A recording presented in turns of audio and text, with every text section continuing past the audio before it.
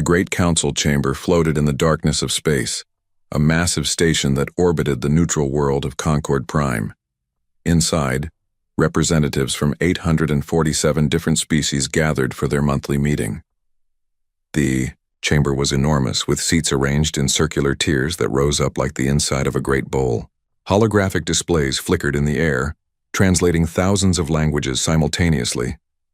Ambassador Velthara of the Corvani adjusted her feathered crest and looked around the chamber. Something felt wrong. It took her a moment to realize what it was. The human section was empty. For 200 years, ever since humanity had joined the Galactic Council, their delegation had been the loudest voice in every debate. Humans talked constantly. They proposed new treaties every month. They mediated disputes between species who had been enemies for centuries. They inserted themselves into every discussion, every negotiation, every problem. Some species found it annoying. Others found it helpful. But everyone had gotten used to it. The empty seats looked strange, wrong, like missing teeth in a smile. "Has anyone heard from the human delegation?" Velthara asked the Palaxian representative sitting next to her. The Palaxian, a being that looked like a floating jellyfish filled with blue light, pulsed uncertainly. "No contact. All their communication channels are closed. We assumed they were simply running late. But the humans were never late. In fact, they usually arrived early." Council Director Zephrim called the meeting to order. He was from an avian species, tall and elegant, with golden feathers and sharp eyes that could see across great distances. He had been director for 50 years and prided himself on maintaining order and tradition. "We begin today's session with..." He paused, looking at the empty human section. "Does anyone know the whereabouts of the human delegation?" Silence. 847 species and not one had an answer. "Very well," Zephrim continued, though his feathers ruffled with unease. "We shall proceed. First order of business. Director!" A voice called out from the upper tiers. It was War Master Krell of the Thranix Empire. He was massive, even by Thranix standards, with thick scales that gleamed like dark metal and eyes that burned with orange fire. "Before we proceed, I wish to address the continued absence of the Thranix delegates who were summoned regarding the incident 3 months ago." Velthara's stomach tightened. The incident. Everyone knew what he meant, even though few wanted to talk about it. 3 months ago, a human colony ship called the Bright Tomorrow had been traveling through what humans considered neutral space. The ship carried 15,000 civilians, families, children, elderly people, all heading to a new world to start fresh lives. The Thranix Empire had claimed that the ship violated their territorial boundaries, even though the boundaries had never been formally recognized by the Council. Thranix warships had fired on the colony ship without warning. The Bright Tomorrow had been destroyed completely. All 15,000 humans died. Humanity had been furious. Their ambassador, a stern woman named Chen, had demanded an emergency council session. She presented evidence, testimony, and data logs. She asked for justice. She asked for the Thranix officers responsible to be held accountable. She asked the Council to enforce the laws that supposedly governed all species equally. The Council had debated for 2 weeks. The Thranix Empire was powerful. They had the largest military fleet in known space. They controlled important trade routes. Many Council members depended on Thranix protection or trade agreements. In the end, the Council had ruled the incident regrettable but justified. The Thranix would pay a small fine for the misunderstanding. No officers would be punished. No territory would be returned to neutral status. Velthara remembered that day clearly. Ambassador Chen had stood in the center of the chamber, surrounded by the Council's decision, and she had not shouted. She had not argued. She had simply looked around at all of them with an expression that Velthara still saw in her nightmares. It was not anger. It was something colder, something final. "We understand perfectly," Chen had said. Then she had walked out. Every human delegate had followed her. They had not returned. "The Thranix delegates are not required to attend," Zephrim said carefully. "The matter has been resolved according to Council law." "Exactly," Krell's voice boomed across the chamber. The matter is closed. Yet the humans sulk like children denied a toy. Their absence is disrespectful to this council. A few species murmured agreement, but many more stayed silent. Velthara noticed that the smaller species, the ones who depended on council protection, looked nervous. The meeting continued, but Velthara could not focus. Her mind kept returning to the empty seats. Humanity had been angry before. There had been other disputes, other disagreements, but they had always come back. They had always kept talking, kept negotiating, kept trying to find diplomatic solutions. This silence was different. After the meeting ended, Velthara returned to her private quarters on the station. She accessed her personal communication system and tried to contact the human embassy.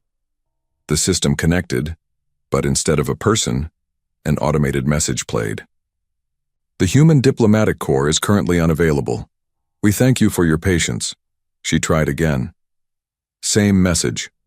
She tried contacting human trade stations, human border outposts, even human scientific expeditions.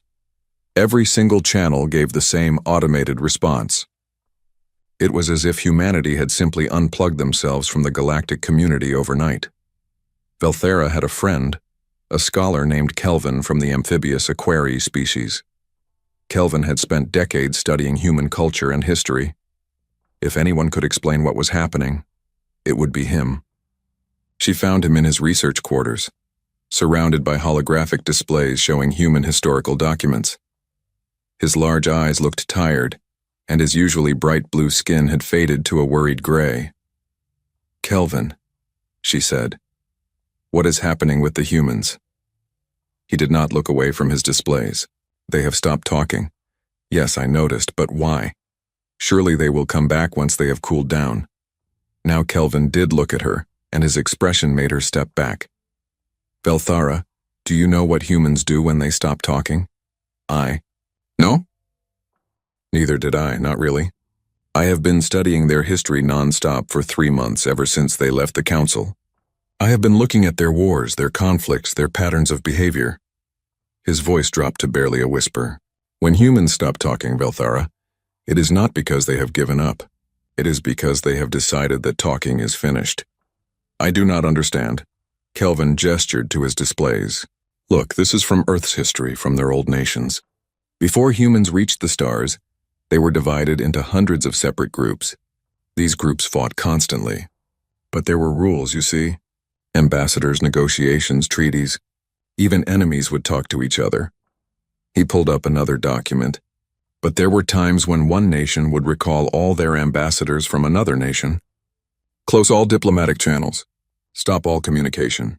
Do you know what that meant? Velthara shook her head. It meant war was coming. Not just a small conflict. Totarva. When humans stopped talking, it meant they had decided that words were useless. It meant they were going to act instead. "But the humans have always been peaceful," Velthara protested. "Yes, they argue and debate constantly, but they have never started a war. They have been the most diplomatic species in the entire council." "Exactly," Kelvin said, and his eyes were haunted. "They have been diplomatic. They have talked and talked and talked for 200 years. But have you asked yourself why? Why would a species be so insistent on talking, on negotiating, on finding peaceful solutions? Because they value peace? Or because they fear what happens when they stop?" Kelvin pulled up more documents. Humans spent 10,000 years on their homeworld perfecting the art of killing each other. They have had more wars than most species have had generations. They have invented hundreds of ways to destroy their enemies. They studied war like we study science. Their greatest military leaders are remembered like artists and philosophers. Velthara felt cold, but they chose to leave that behind. When they joined the galactic community, did they? Or did they simply restrain themselves? Kelvin pulled up a display showing the human military. Look at their fleet. By council standards, it is small. They have only a few hundred warships compared to thousands for the Thranics. But have you noticed that human ships are never where they say they will be during inspection? What do you mean? I mean that for the past 70 years, every time the council has conducted fleet inspections, humans report their ship positions and allow inspectors aboard. But I have been analyzing the data. The ships that get inspected are always the same ones. and there are long gaps in the patrol schedules that do not make sense. Weeks where dozens of ships are listed as in maintenance all at once. You think they have been hiding their true fleet size? I do not know, but I am afraid to find out. Kelvin closed his displays. I have requested an emergency council session to present my findings. I have been denied. Denied? Why? Because Krell and the Thranix representatives convinced the council that I am being alarmist, that the human silence is just a tantrum that will pass. Kelvin's skin flickered with agitation. They do not understand. The humans are not sulking. They are preparing. That night, Velthara could not sleep. She kept thinking about Kelvin's words. She kept seeing those empty seats in the council chamber. At midnight station time, every alarm in Concord Prime began to scream. Velthara rushed to her communication console. Emergency broadcasts were coming from every direction. She pulled up the main channel and froze. A human communication beacon had reactivated. These beacons had been placed throughout the galaxy over the past 2 centuries, creating a network that allowed for faster communication across vast distances. They had been built and maintained by humanity as a gift to the galactic community. For 3 months they had been dark, silent. Now one had turned back on, but it was not broadcasting messages or data. It was broadcasting coordinates and a countdown. 47 days. Velthara stared at the display. The coordinates pointed to a location in Thranix space, and the countdown was ticking down. 47 days, 3 hours, 17 minutes. What would happen when it reached 0? Within an hour, the entire galaxy was awake and asking the same question. Analysts tried to determine what the coordinates meant. They pointed to empty space near a Thranix military outpost, but there was nothing there. No planets, no stations, nothing. Zephyrim called an emergency meeting. The council chamber filled with frightened delegates demanding answers. Even Krell looked less confident than usual, though he tried to hide it behind bluster. This is clearly a threat, he announced.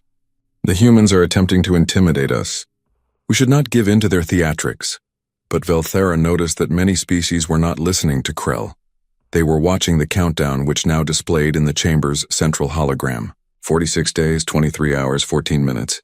We should try to contact them, suggested a delegate from the Palaxian Collective. Open a dialogue. Find out what they want. We have tried, Zephyrim said wearily. Every channel returns the same automated message. The humans are not accepting communication. Then send a ship to human space. Demand they speak to us, and we have. 3 delegations have been sent in the past 3 months. All were met at the border by human patrol ships and turned away. The humans said only, there is nothing to discuss. Return home. The chamber fell silent except for the soft ticking of the countdown. Velthara found Kelvin again after the meeting. He was in his quarters staring at the countdown display. 46 days, she said. What do you think it means? I think, Kelvin said slowly, that it means the humans are giving us time. Time for what? To prepare, to evacuate, to say goodbye. He looked at her with his large, sad eyes. When humans went to war with each other on their homeworld, there were sometimes patterns, declarations, warnings, not because they wanted to give their enemies an advantage, but because they wanted their enemies to know that what was coming was not random. It was not cruel. It was justice. Justice for the bright tomorrow. 15,000 dead, and the council said it was justified. Kelvin's voice was flat. The humans have decided to show us what justice looks like when you cannot negotiate for it. Velthara left Kelvin's quarters and walked through the station's observation deck. She looked out at the stars, at the vast expanse of space that held 847 species, each with their own cultures and histories and dreams. For 200 years, humanity had been part of that tapestry. They had been loud and insistent and sometimes annoying, but they had been there. Always talking, always negotiating, always trying to find the peaceful path forward. Now they were silent, and their silence hung over the galaxy like a storm that had not yet broken. Velthara thought about the 15,000 humans who had died on the bright tomorrow. She thought about how the council had called their deaths justified. She thought about how humanity had asked for justice and been denied. And she thought about what Kelvin had said. When humans stop talking, it means they have decided that words are finished. The countdown ticked in the darkness of space. 46 days, 22 hours, 47 minutes. What had humanity decided to do instead? Kelvin could not stop working. His research quarters had become a maze of holographic displays, all showing different pieces of the puzzle he was desperately trying to solve. Sleep felt impossible when the countdown continued its relentless march toward zero. 43 days remaining. He pulled up another file from the Human Cultural Database. These databases had been made available to any species that wanted to study humanity. Kelvin had access because of his academic credentials. But 3 days ago he noticed something strange. New files were appearing in the database, files that had not been there before. They were not locked or hidden. They were simply omitted, as if humanity wanted people to find them. The latest file was titled Historical Patterns of Human Conflict. Resolution. Kelvin opened it with trembling hands. What he found made his blood run cold. The document was a study, written by human historians, analyzing their own species' behavior across 10,000 years of recorded history. It was clinical, detached, almost brutally honest. Humans, Kelvin realized, were not afraid to examine their own darkness. One section caught his attention. It was labeled Diplomatic Withdrawal and Subsequent Military Action. The study analyzed 47 cases throughout human history where nations had withdrawn all diplomatic contact with an enemy before going to war. In 45 of those cases, the war that followed was not about conquest or territory. It was about complete destruction of the enemy's ability to threaten them again. The humans called it total war. Kelvin read the details and his hands shook. Humans had a concept called proportional response. When they were attacked, they would respond with equal force. But there was a line. Once an enemy crossed that line, usually by targeting civilians or committing what humans called war crimes, proportionality ended. Then came something else, something humans called making an example. The Bright Tomorrow had carried 15,000 civilians, children, families. The Thranics had crossed the line. Kelvin immediately tried to contact Zephyrim, but the council director was in closed meetings. He tried to send his findings to other council members. Most ignored him.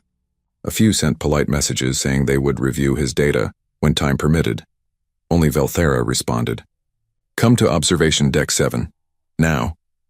When Kelvin arrived, he found Velthera standing in front of the massive transparent viewport. She was not alone. A dozen other delegates were there, all from smaller species, all looking worried. Tell them what you told me, Velthera said. Kelvin shared his findings. He showed them the patterns in human history. He explained what total war meant. He showed them data about human military capacity that did not match the official numbers. But this is just speculation, one delegate protested. We have inspected human military facilities. They do not have the fleet size to challenge the Thranics Empire. Have we? Kelvin pulled up inspection records. Look at these dates. We inspect the same stations, the same shipyards over and over. We never visit the facilities in their deeper territories. They say those are civilian manufacturing centers, and we believe them. Why would humans lie about their military strength? Another delegate asked. Maybe they were not lying, Velthera said quietly. Maybe those facilities really were civilian. But what can manufacture civilian ships can manufacture military ships. All you need to do is change the production schedules. That would take years. They have had 3 months since the council's decision, Kelvin said. But I think they have been planning much longer than that. Look at this, he displayed shipping records. For the past 6 months, even before the Bright Tomorrow incident, humans have been withdrawing civilian populations from all frontier worlds. Slowly. Quietly. A few thousand here, a few thousand there. They called it routine population redistribution. Why would they evacuate their civilians before the attack happened? Because, Kelvin said, feeling sick as he spoke, I think they knew something like this was going to happen eventually. I think they were waiting for an excuse. The room fell silent. That is absurd, someone finally said. You are suggesting humans wanted their civilians to die? No. Kelvin's skin flashed with agitation. I am saying humans know their own history. They know how galaxies work. Might makes right. The strong prey on the weak. They have been watching the Council for 200 years. They have seen how we treat smaller species, how we ignore crimes when the criminal is powerful. They knew eventually they would be tested. And when that test came, Velthera continued, when the Thranics killed 15,000 humans and the Council called it justified, the humans decided they had their answer.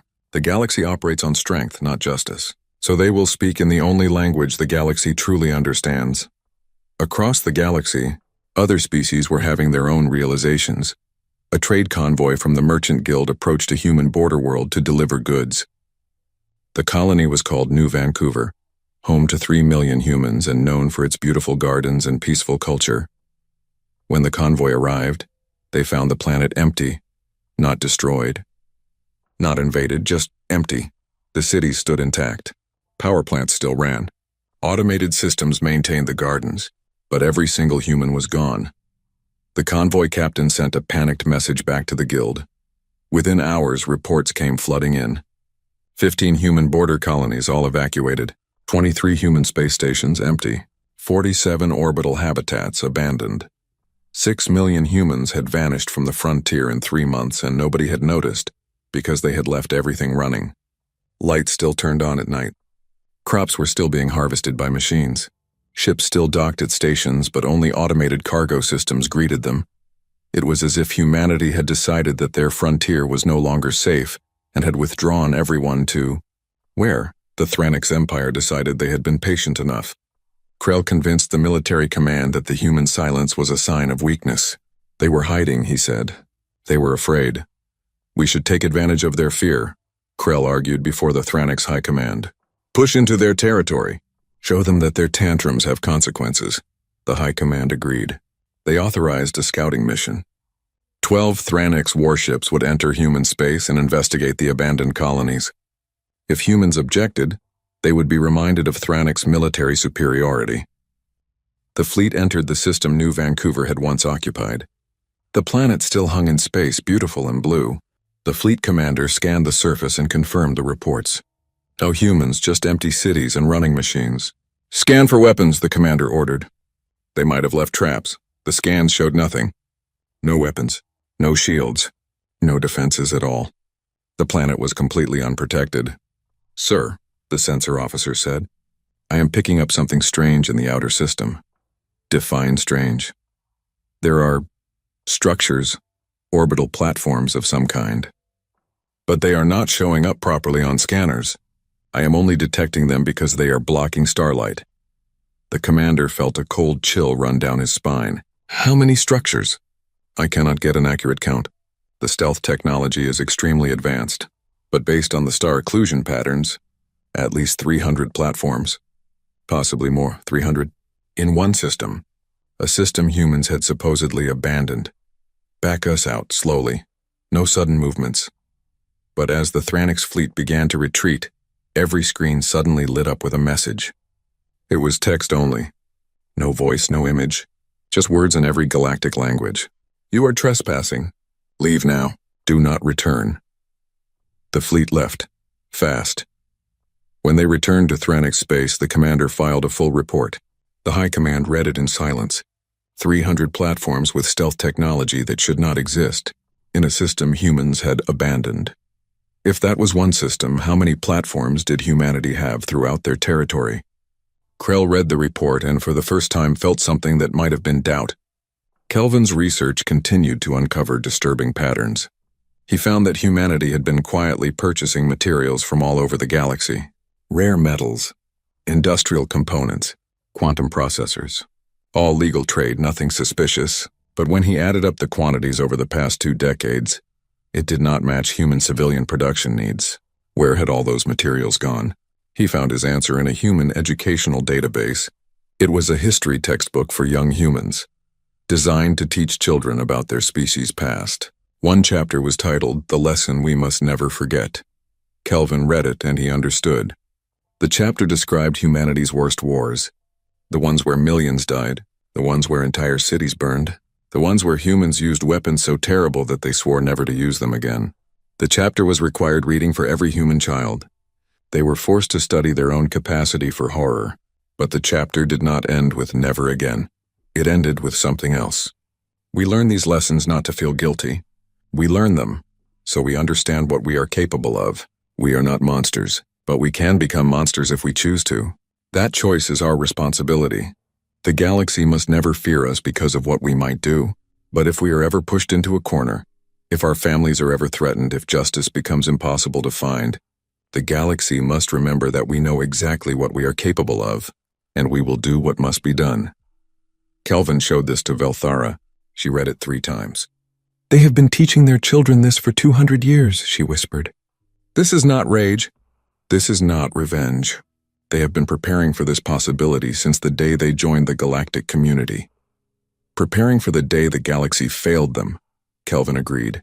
The countdown continued. 37 days. Reports came in from across the galaxy. Human trading ships had returned to human space. Human diplomats had evacuated all embassies.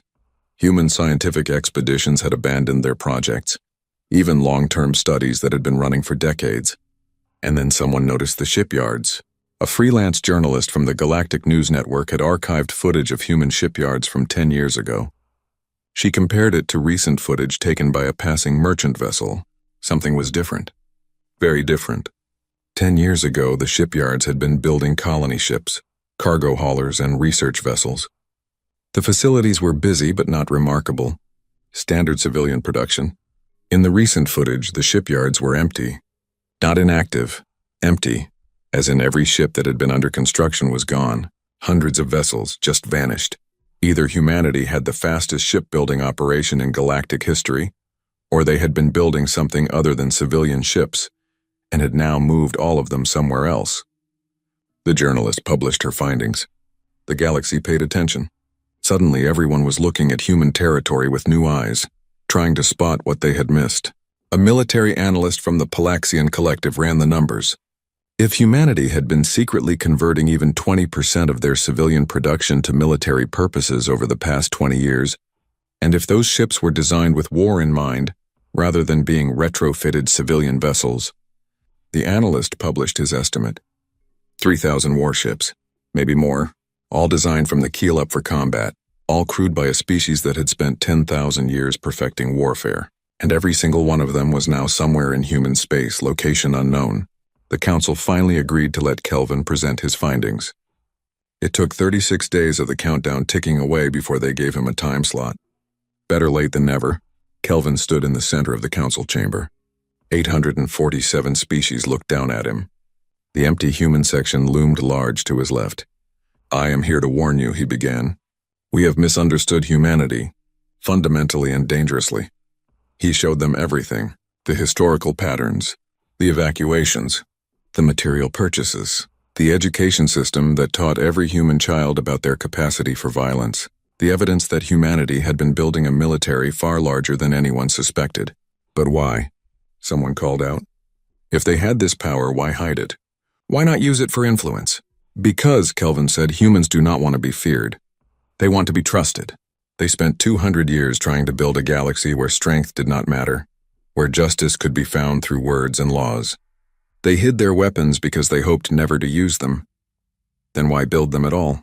Hope is not certainty," Kelvin said quietly. "Humans hope for the best but prepare for the worst. It is part of their nature. They hoped the galaxy would value justice. They prepared for the possibility that it would not." Krell stood up, his massive form radiating anger. "This is speculation and fear-mongering. The humans are hiding because they are weak. They know they cannot challenge Thranik's might." "Then why?" Velthara stood as well, her voice cutting through the chamber. "Is your empire mobilizing every warship you have? Why are you pulling forces from every border and massing them in your core systems? If the humans are so weak, why do your actions suggest you are preparing for the fight of your life?" Krell's eyes blazed, but he said nothing, because it was true. The Thranik's empire was quietly preparing for war. They were just not admitting it publicly. Zephyrim raised his hand for silence. "Kelvin, what do you recommend we do?" "Contact the humans, apologize. Offer to reopen the investigation into the Bright tomorrow. Give them what they asked for in the first place, justice. The council has already ruled, then unrule it." Kelvin's voice cracked with desperation. "Please, the countdown has 30 days left. Whatever humanity has planned, we still have time to stop it, but only if we admit we were wrong." The council debated for 3 hours. In the end, they voted. The decision was close, but the answer was no. To reverse their ruling would set a dangerous precedent. It would make the council look weak. It would anger the Thranik's empire. Better to maintain order. Better to stay strong. Better not to give in to threats. Kelvin walked out of the chamber feeling numb. He had tried. He had presented everything. And the council had chosen pride over survival. That night he received a message on his private communication system. It came from an unknown source, but the encryption signature was human. The message was short. You tried to warn them. Thank you. Get to neutral space before the counter reaches 0. Take anyone you care about. Kelvin stared at the message for a long time. Then he began making calls. Velthara first, then a few other delegates who had actually listened. Then his family on his homeworld. Pack, he told them. Get on a ship. Get to the neutral zones. Do not ask questions. Just go. The countdown continued its patient march. 29 days. 28 days. 27 days. The galaxy watched and waited, still not quite believing that humanity would actually do anything. They were peaceful. They were diplomatic. They would come back to the negotiating table. They always did. But Kelvin knew better, and every day he watched as the number decreased, counting down to the moment when humanity would finally show the galaxy who they really were. The countdown reached 10 days and the galaxy held its breath. The Thranix Empire had mobilized fully. 2,400 warships, the largest military fleet ever assembled in known space, now patrolled Thranix core systems. Battle stations had been activated. Civilian populations in border regions were being evacuated deeper into Thranix territory. For all their public bravado, the Empire was taking the threat seriously. Other species watched and made quiet preparations. Trade routes shifted away from Thranix space. Insurance companies stopped covering shipments into the region. Smart captains found reasons to be somewhere else.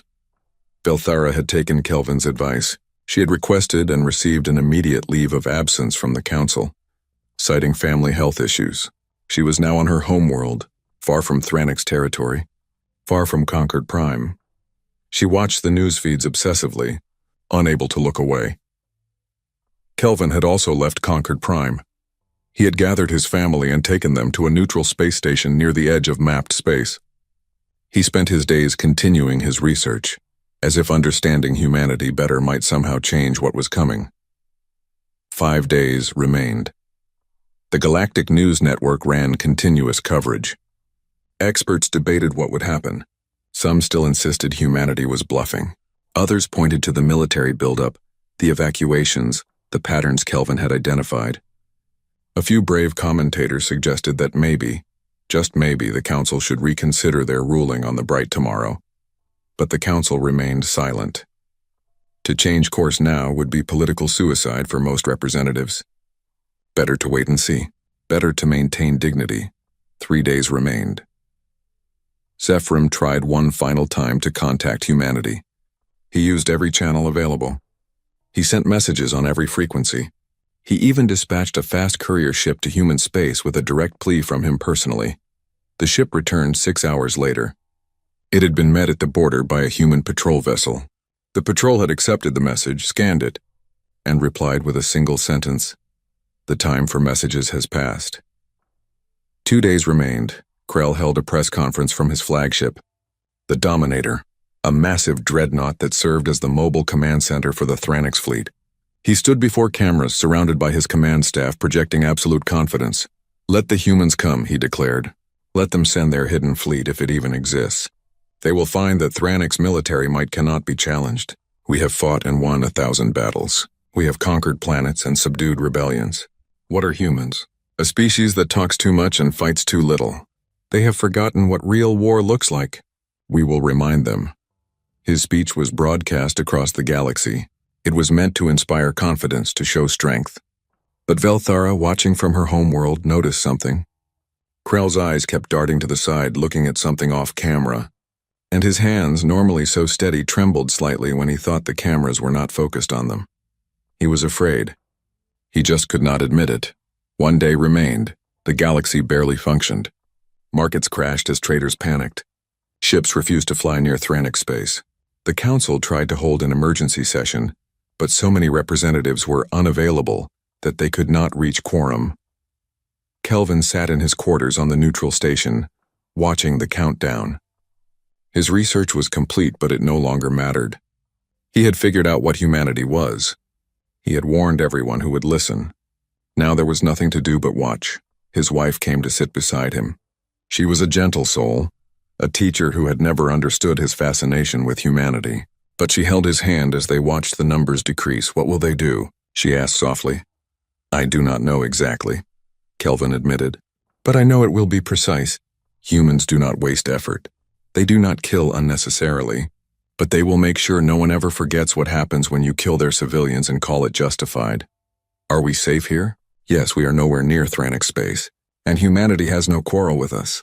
Their target is very specific." The countdown reached 1 hour. Thranix fleet commanders issued final orders. Ships moved into defensive formations.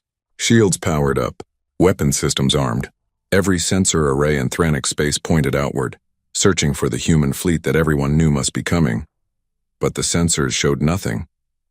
Empty space, normal background radiation, the occasional commercial vessel scrambling to get out of the region. Nothing that looked like an attacking fleet. 30 minutes Krell stood on the bridge of the Dominator, surrounded by the best officers the Thranix Empire had.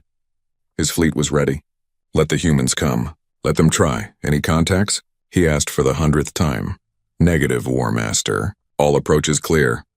"They will not show up," one officer muttered. "This whole thing is a bluff." But Krell noticed that the officer who said this had his hand on a lucky charm, rubbing it nervously. 10 minutes. The countdown was now displayed on every news network, every data stream, every public screen across the galaxy. 847 species watched the same numbers tick down. 5 minutes. Kelvin's wife squeezed his hand tighter. "I am frightened." "So am I," Kelvin admitted. "So is everyone, including the Thranix." 1 minute. On the bridge of the Dominator, every officer watched their sensors. Krell stood rigid, his pride not allowing him to show fear even though his hearts were racing. 30 seconds. The galaxy seemed to hold its breath. Even the news commentators fell silent. 10 seconds, 9, 8, 7, 6, 5, 4, 3, 2, 1, 0. For exactly 10 seconds, nothing happened. The galaxy watched and waited and wondered if the whole thing really had been a bluff. Then every single Thranix military vessel simultaneously lost power. Not just main power. All power. Reactors shut down. Backup systems failed. Emergency reserves did not activate. 2,400 warships, from the massive Dominator to the smallest patrol craft, went completely dark. Ships that had been moving continued on momentum alone. Ships in orbit began to drift. The mighty Thranix fleet, the largest military force in known space, became nothing more than metal debris floating in space. On the Dominator's bridge, emergency lights failed to activate. Officers shouted in confusion. Krell demanded answers, but the communication systems were dead. Everything was dead. Then, exactly 48 seconds after the power failed, it came back. Reactors reactivated. Systems rebooted. Shields flickered back to life. Weapons came back online. But everyone on every ship knew the truth. Something had reached into their vessels and turned them off. Remotely. Simultaneously. Effortlessly. And if whatever it was could turn them off, it could have destroyed them just as easily. Before anyone could react, before anyone could speak, every screen in Thranix space lit up with a message. Every communication system, every display, every data terminal. The message appeared simultaneously on military vessels, civilian stations, planetary networks, and personal devices. It was a list: names, dates, locations, casualties. The list showed every Thranix military action for the past 300 years. Every battle, every conflict, every incident, and beside each one, detailed records of civilian casualties, treaty violations, and war crimes. The list was hundreds of pages long. It was meticulously documented. Every claim was backed by sensor logs, testimony, intercepted communications, and evidence that had been quietly gathered over centuries. Humanity had been watching, recording, documenting everything. The list ended with one entry: the bright tomorrow, date 72 days ago, location Sector 447, civilian casualties 15,000, perpetrators War Master Krell, Commander Thresh, Commander Valcor, Council ruling, justified. Then came a new message, broadcast on all frequencies in every galactic language. To the species of the galaxy. For 200 years we spoke. We negotiated. We asked for justice through proper channels. We believed in the system you created. The Galactic Council had one purpose: to prove that civilization could be built on law, not strength. That the weak could find protection through justice, not force. The council failed. 15,000 of our people died. The council called it justified. We asked for accountability. The council refused. We understand the message this sends. We understand the system as it truly exists. The strong do as they wish. The weak suffer as they must. Words and laws mean nothing without the power to enforce them. Very well, you have chosen the rules. We will play by them. The Thranix Empire claimed our civilians were acceptable casualties. We disagree. We will now collect what we are owed. The following individuals are responsible for ordering, executing, or covering up the massacre of the Bright Tomorrow. War Master Krell, Commander Thresh, Commander Valkor, Admiral Thex, and 17 others listed below. They will be turned over to human custody within 24 hours. The Thranix government that authorized this attack and defended it will dissolve. New elections will be held under neutral oversight. These terms are not negotiable. They are not a request. They are what will happen. If the Thranix Empire complies, no further action will be taken. If they refuse, we will extract the individuals ourselves. Any resistance will be met with overwhelming force. You have 24 hours. This is not revenge. This is justice. We gave you 200 years to prove justice could be found through words. You failed. Now you will learn that justice, one way or another, will be done. The message ended. Across the galaxy, billions of beings stared at their screens in shock. On the Dominator's bridge, Krell stood frozen. His name was on the list. He was being hunted by humans, by a species everyone had thought was weak. War Master, an officer said quietly. Our sensors are detecting something. What? Ships, lots of ships. They are appearing, all around Thranix space. Krell looked at the sensor display. His blood turned to ice. Red markers were appearing everywhere. Hundreds of them. Thousands of them. Ships decloaking from stealth technology that made them invisible until they chose to be seen. The sensors counted automatically. 1,000. 2,000. 2,500. 3,000. 3,000 human warships surrounding all of Thranix space. Every major planet, every military installation, every trade route. They had been there the whole time, invisible, watching, waiting. The human fleet outnumbered Thranix forces. But more than that, these were not civilian ships hastily armed for war. These were purpose-built warships, and the technology they displayed, stealth systems, remote shutdown capabilities, coordination across thousands of vessels, was far beyond what anyone thought humanity possessed. Krell realized with crushing certainty that humanity had not been hiding because they were weak. They had been hiding their strength because they had hoped never to use it. Now that hope was gone, and the galaxy was about to see what humanity had been holding back for 200 years. The Thranix High Command convened an emergency session. The fleet was crippled not by damage but by fear. Their most advanced warships had been turned off like children's toys. The enemy had technology they could not match. And the enemy was not going away. We could fight, one commander suggested weakly. And how would we fight? Another replied. They can turn off our ships remotely. They can appear and disappear at will.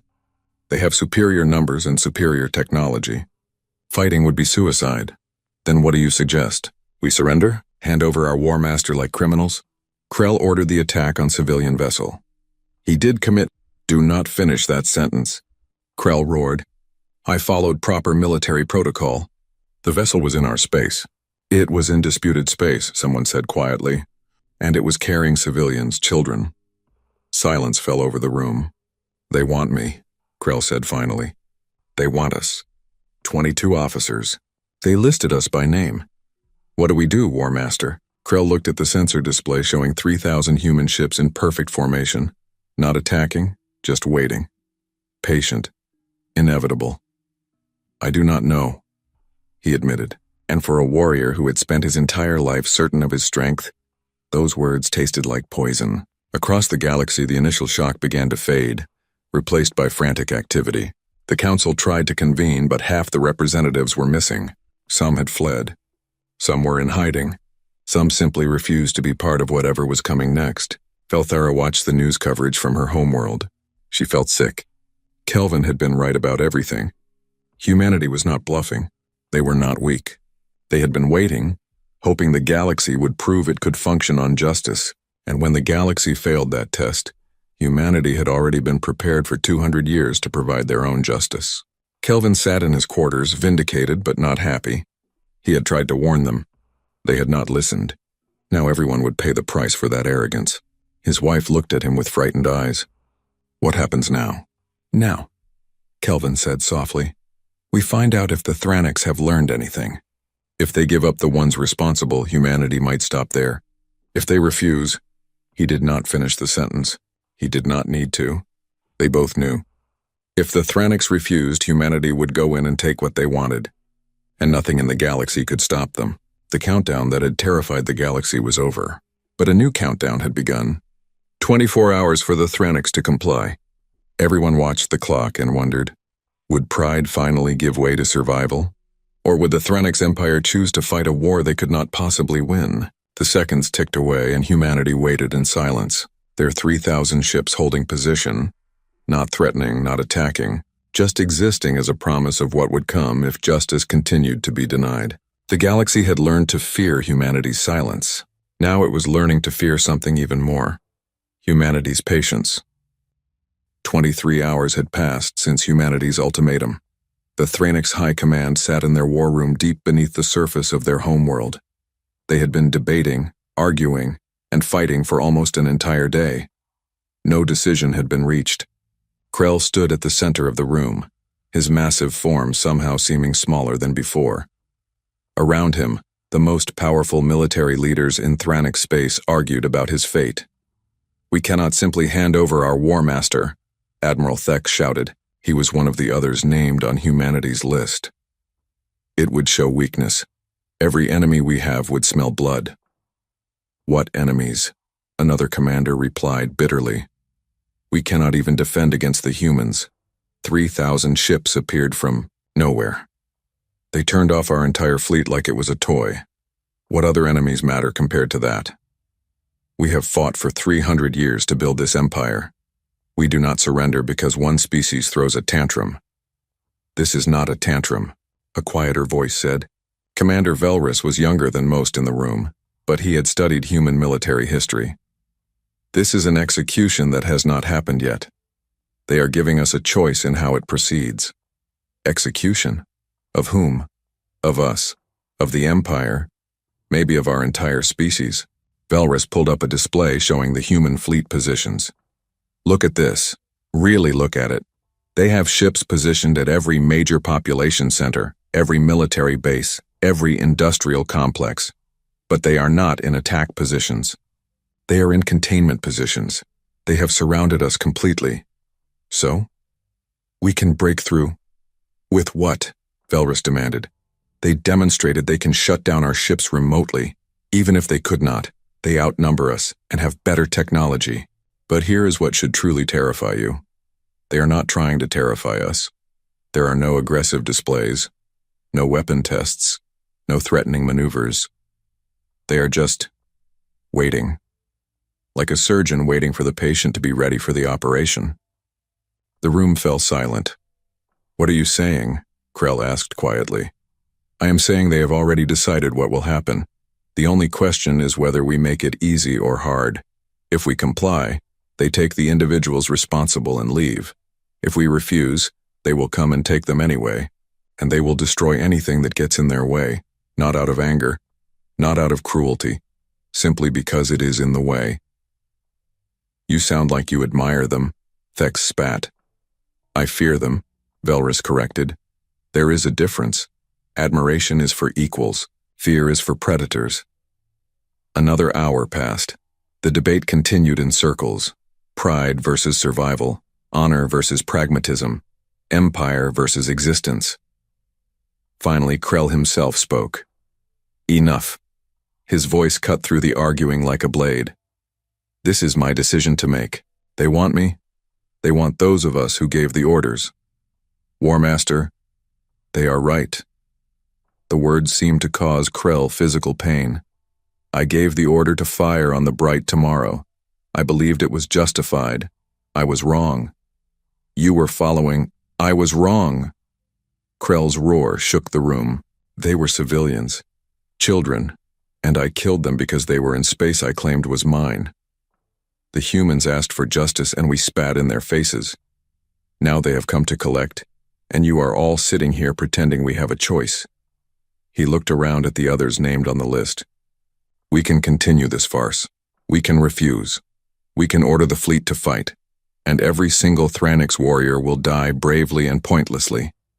Or we can face what we have done and accept the consequences. You would surrender?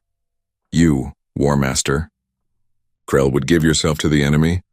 I would save our people from a war we cannot win. I would accept responsibility for my actions, and I would show the galaxy that Thranix warriors at least know honor when it is time to face it. Krell straightened to his full height. "Send a message to the humans. We will comply. But I have one request." "What request?" "Ask them what they plan to do with us. Are we to be executed? Imprisoned?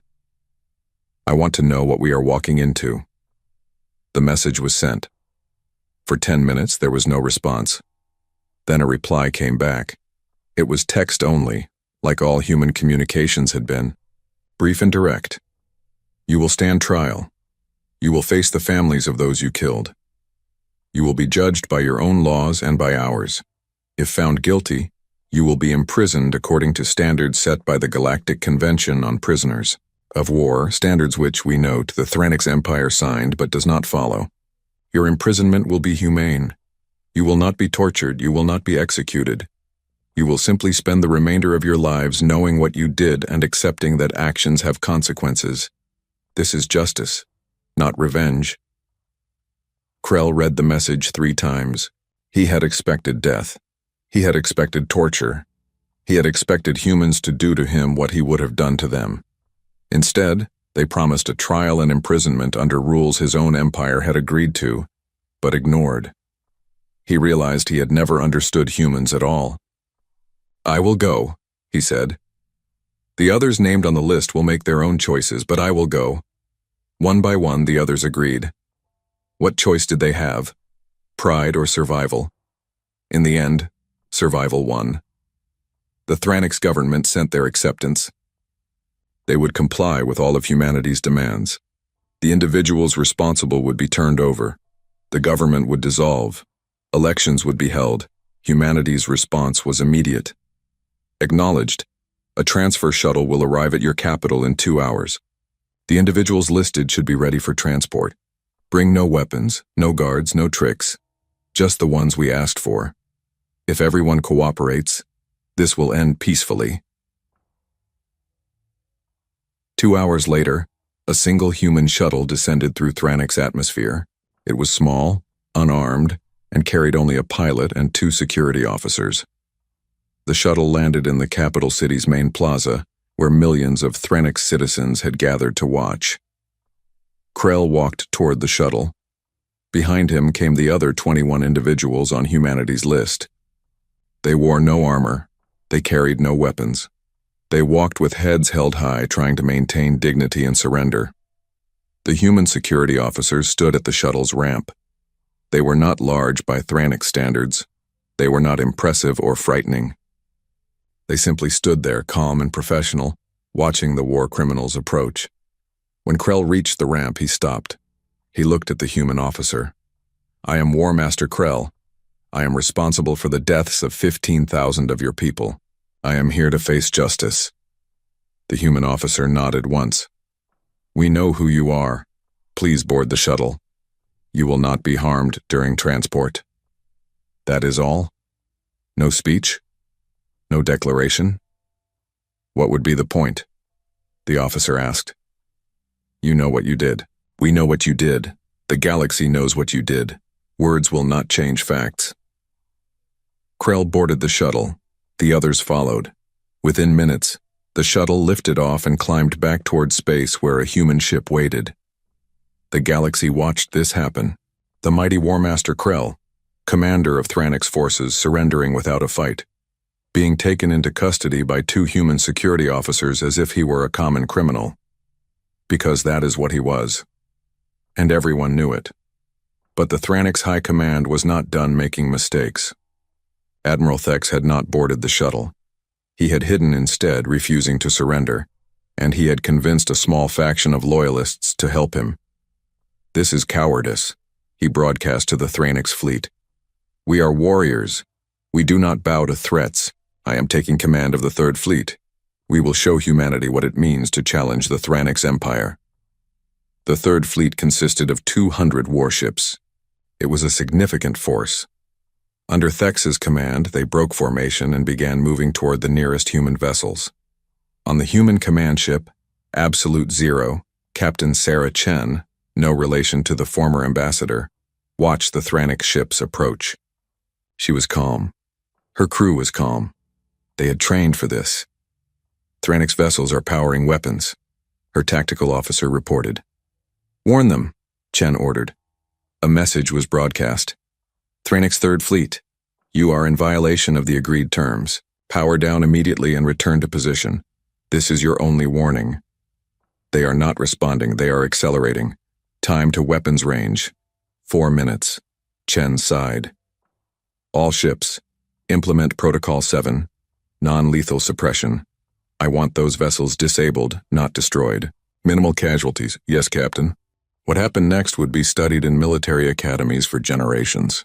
The human fleet moved with a precision that seemed impossible. 3,000 ships acting as one organism, they did not rush to meet the Thranix attack. They simply repositioned, slight adjustments, small movements. But within 90 seconds, the Thranix Third Fleet found itself surrounded. The Thranix ships opened fire. Particle beams and missiles launched toward human vessels. The humans' shields flickered as they absorbed the impacts, but no human ship was destroyed. No human ship even took significant damage. Then the humans returned fire. But they did not use their main weapons. Instead, they deployed something else. Specialized electromagnetic pulses, perfectly calibrated to overload Thranix shield generators without destroying the ships themselves. One by one, Thranix ships found their shields failing. Then their weapons went offline. Then their engines shut down. Within 6 minutes of the first shot being fired, all 200 Thranix vessels were drifting helplessly. The humans had disabled an entire fleet without killing a single crew member. Captain Chen opened a channel to Admiral Thex's flagship. "Admiral, your fleet is disabled. You have 2 choices. Surrender now or we will begin boarding your vessels and taking you by force. Choose quickly." On the Thranix flagship, Thex stared at his screens in disbelief. His entire fleet gone in 6 minutes. Without the humans even breaking formation or appearing to try very hard, he realized Velrus had been right. Humanity had already decided what would happen. The Thranix had just been allowed to choose how difficult they wanted to make it. "I surrender," Thex said quietly. "Say again, Admiral." "I surrender," Thex shouted. "You have won. Come and take me." Human boarding parties were dispatched. Small teams that moved through Thranix ships with practiced efficiency. They secured weapons. They escorted Admiral Thex and his conspirators to shuttles. They left the crews alive and unharmed, just stripped of their ability to cause more trouble. Within 2 hours it was over. The Third Fleet sat disabled but intact. Thex and his loyalists were in custody. Not a single life had been lost on either side. The galaxy watched in awe and horror. Humanity had just defeated 200 warships without killing anyone. That level of control, that level of precision, it was unprecedented. More importantly, it sent a message. Humanity could have destroyed the Third Fleet.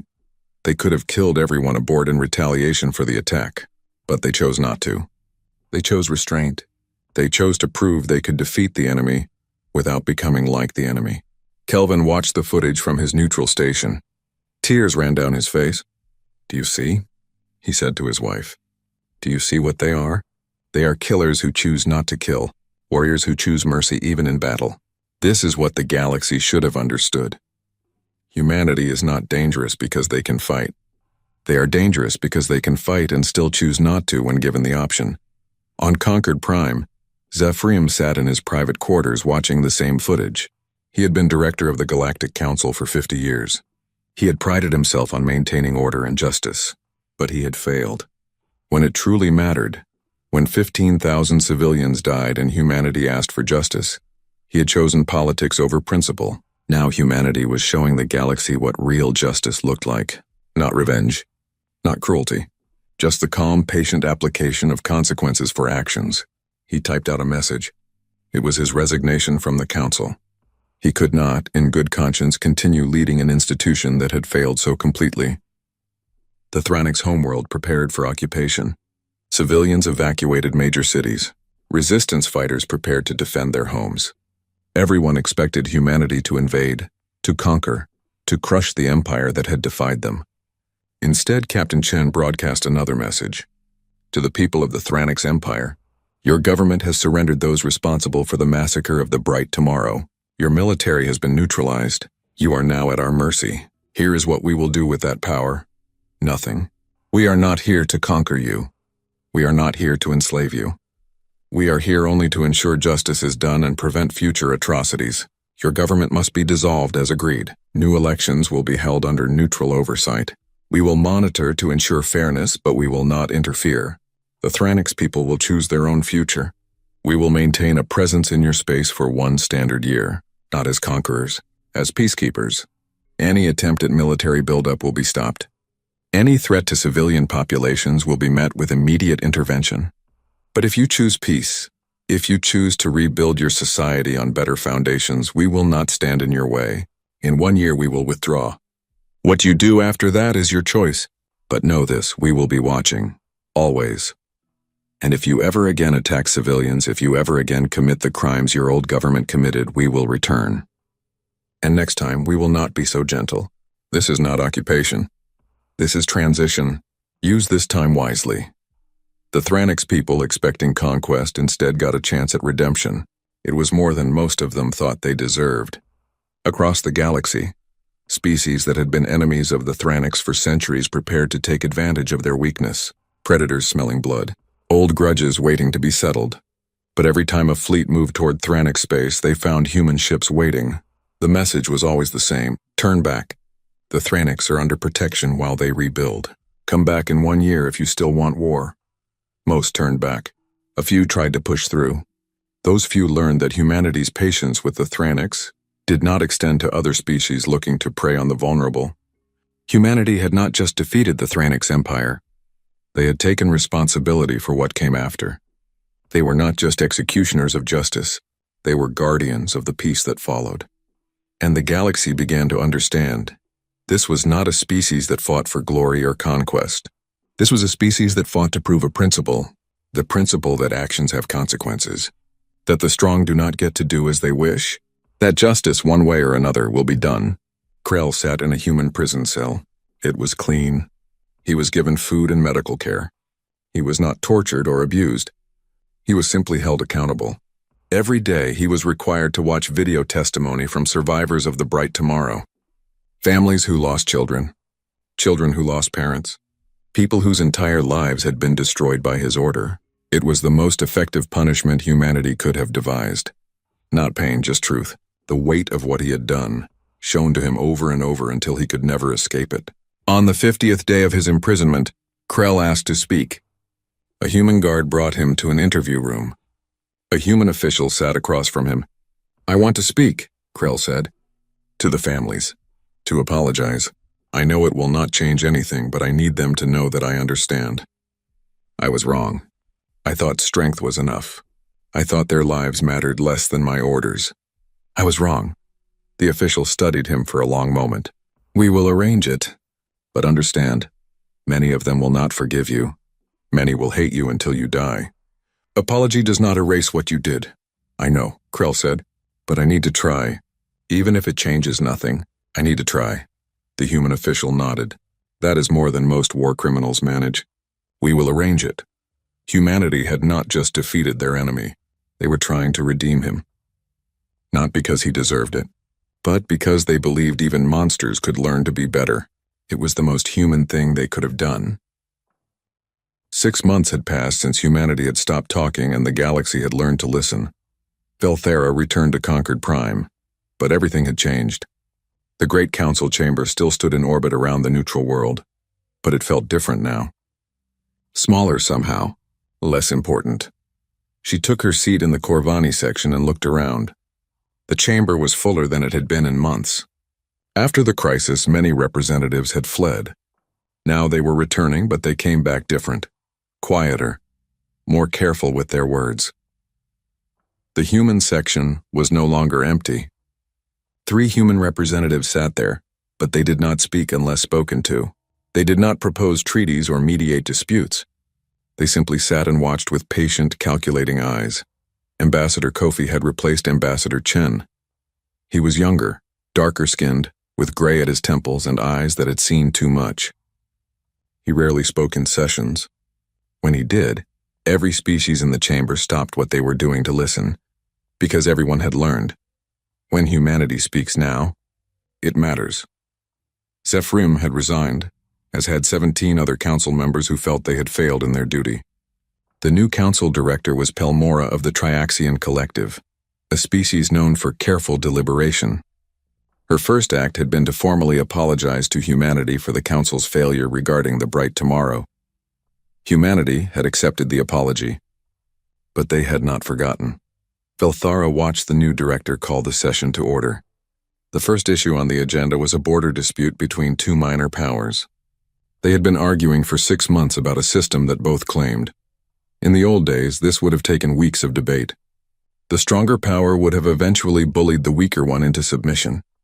The council would have accepted whatever resolution maintained stability, not justice. Today was different. The 2 species presented their cases. Both were passionate. Both felt wronged. The arguments went in circles for an hour. Then Ambassador Kofi stood. The chamber fell silent instantly. "With respect," Kofi said quietly, "both of your claims are based on selective interpretation of settlement law. The Galactic Convention on Territory, Section 7, Paragraph 4 is very clear. First settlement establishes primary claim, only if the settlement is maintained continuously for 10 standard years. Neither of you meet this requirement." He pulled up a holographic display showing the actual text of the law and historical records of both species settlements. The Vren abandoned their colony after 8 years due to resource depletion. The Korthax established their mining operation 11 years ago, but it has been automated for the last 4 years with no permanent population. By the letter of the law you both agreed to follow, neither of you has a valid claim. The system should remain neutral territory. The 2 species began to argue, but Kofi cut them off with a gesture. You can accept the ruling or continue fighting. But know this: if your dispute turns violent, if civilians die because you cannot agree to follow your own laws, humanity will intervene. We will enforce the convention you both signed. We will protect any civilians caught in the crossfire, and we will hold accountable any leaders who choose war over peace. He sat down. He had spoken for less than 2 minutes. But the issue was resolved.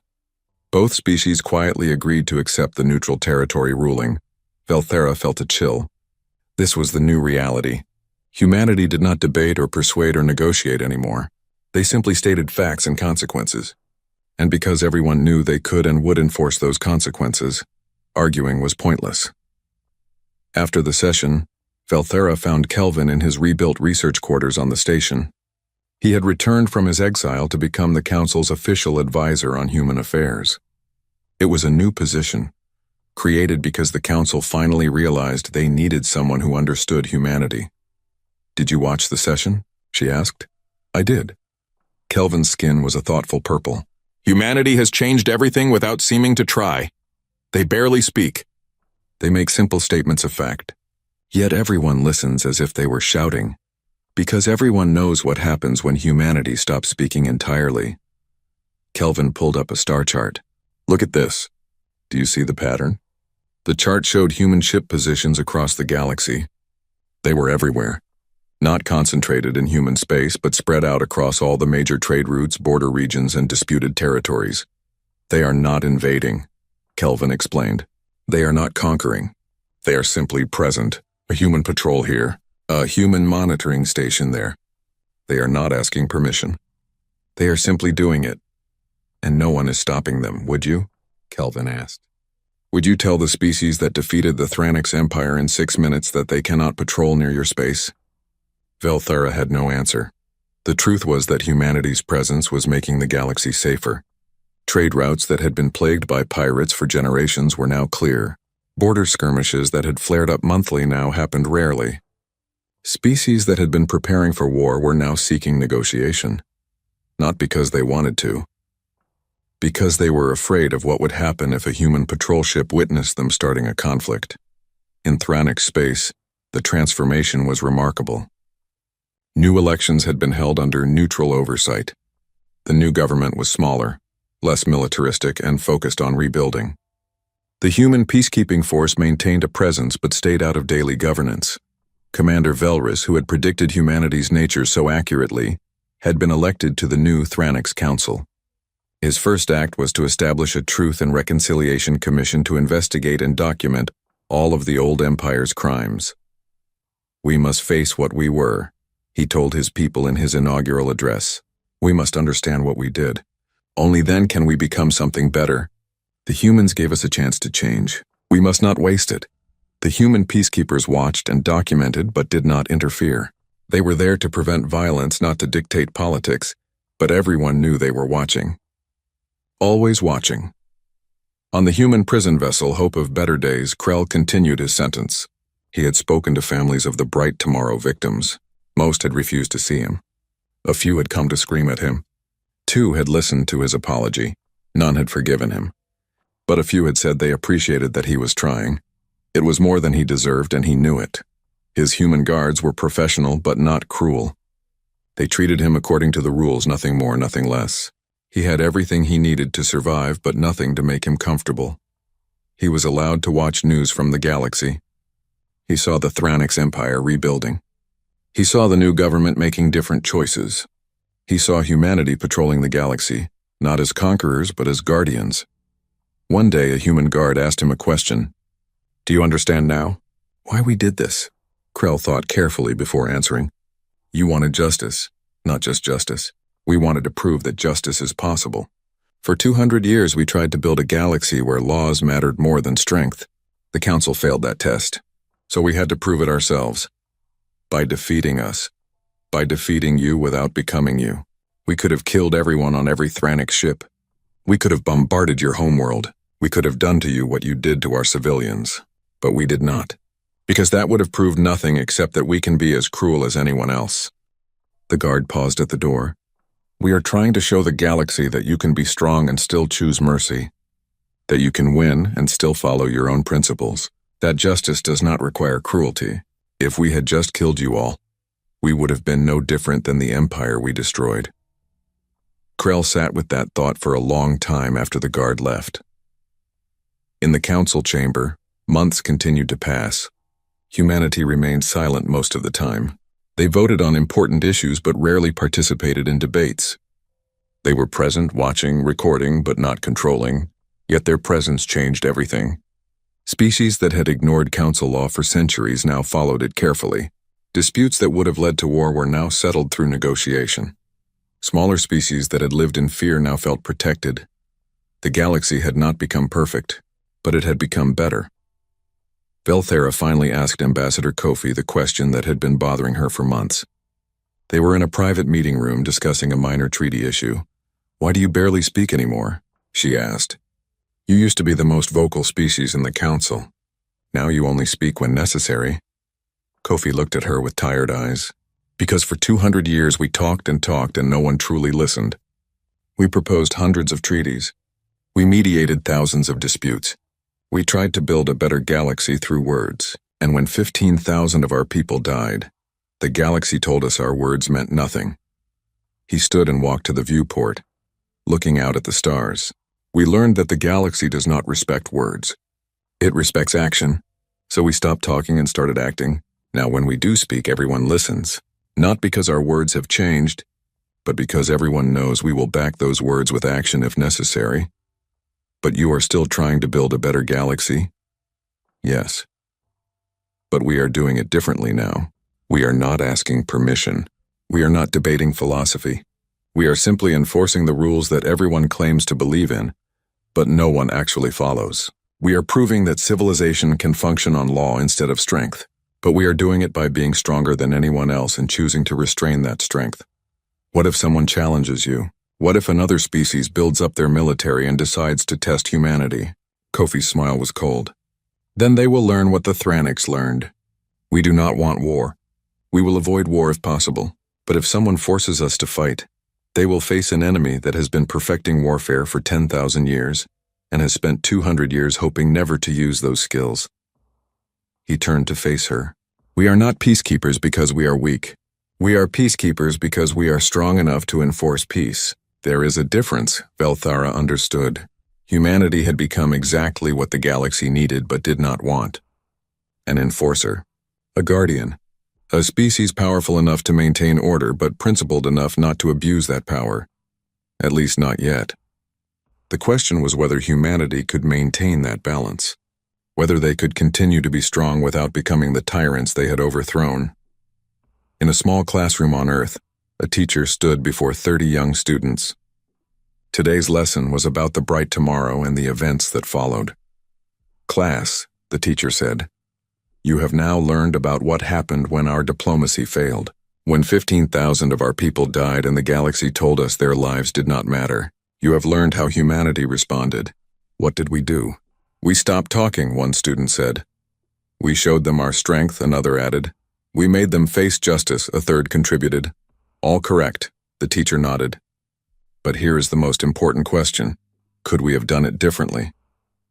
The students thought about this. Finally, one raised her hand.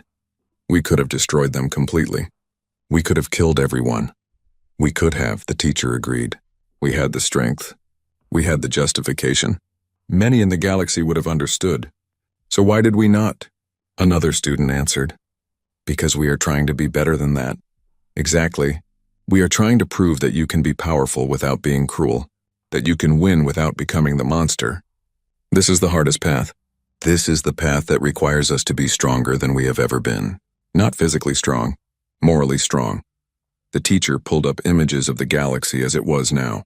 Peaceful trade routes, resolved disputes, species working together instead of fighting. This is what we fought for. Not revenge, not conquest. This, a galaxy where laws matter, where civilians are protected, where the weak can find justice. We spent 200 years asking for this galaxy. When asking failed, we built it ourselves. One student asked quietly, but what if we fail? What if we become like the old empires? What if our power corrupts us? Then, the teacher said seriously, we will deserve what comes after. Power without principle is tyranny. We must never forget that. We must always remember the 15,000 who died because power was more important than justice. We enforce peace now, but we must always question ourselves. Are we enforcing peace, or are we simply using peace as an excuse for control? The lesson ended. The students left, but they would remember. As every human child for 200 years had been taught about humanity's capacity for violence, now they would also learn about humanity's responsibility to use that violence only for justice. Years passed. The human peacekeeping force remained. Species grew accustomed to seeing human ships in their space. Some resented it. Most accepted it. A few were grateful for it. The Thranix Empire had rebuilt into something new. A federation of worlds, democratic and peaceful. They would never have the military might they once did, but they had something better. A future. Krell died in human custody after serving 15 years of his sentence. He was 73 years old. In his final message recorded for posterity, he said, I was wrong. About strength. About power. About what matters. I hope my people have learned from my mistakes. I hope the galaxy has learned. Strength without justice is not strength. It is just violence waiting to happen. His death was marked respectfully. He was buried according to Thranix custom. His victims did not forgive him, but they acknowledged that he had tried to understand his crimes. It was more than many war criminals managed. On Concord Prime, now 50 years after humanity had stopped talking, a young species made first contact with the galactic community. They were called the Mirani, a timid people who had only just developed faster than light travel. The council welcomed them with proper ceremony. Many species offered trade agreements and mutual defense pacts. It was all very formal and friendly. The Mirani representative, a small creature covered in silver fur, stood before the council. We are honored to be welcomed, she said softly. But we are also afraid. We are small. We are weak. We have heard stories about how this galaxy treats those who cannot defend themselves. The chamber fell silent. Then Ambassador Kofi stood. He was old now, gray-haired and tired near the end of his service. He looked at the frightened young species and spoke with a gentleness that surprised many. You are right to be cautious, he said. This galaxy has not always been kind to the small or the weak. But things have changed. Not because everyone suddenly became good, but because those who prey on the weak now face consequences. He walked to the center of the chamber where the Marani representative stood. You have humanity's word. No one will exploit you. No one will attack you. No one will force you into anything. You are free to make your own choices, your own mistakes, your own path. And if anyone tries to take that freedom from you, we will stop them. Why? The Marani asked. Why would you protect us? What do we have that you want? Kofi smiled sadly. Nothing. We want nothing from you except your success. We protect you because 50 years ago, 15,000 of our people died, and the galaxy told us their lives did not matter. We decided then that every life matters. Every species matters. Not because of what they can give us, but because it is right. He returned to his seat. Welcome to the galactic community. It is not perfect, but it is better than it was, and we will work to keep making it better. The Marani representative had tears in her large eyes. Thank you, she whispered.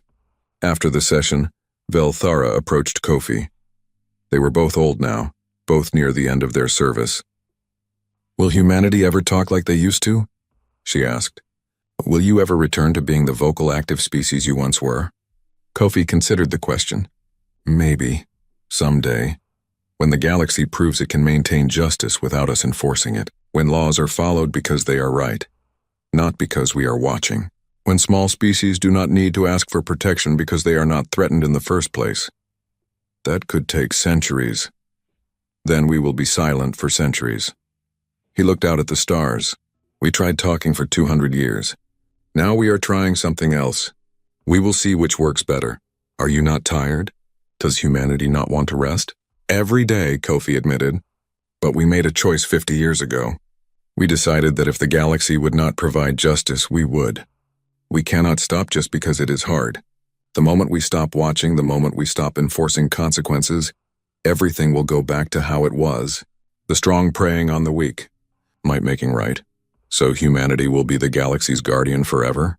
Until someone better comes along.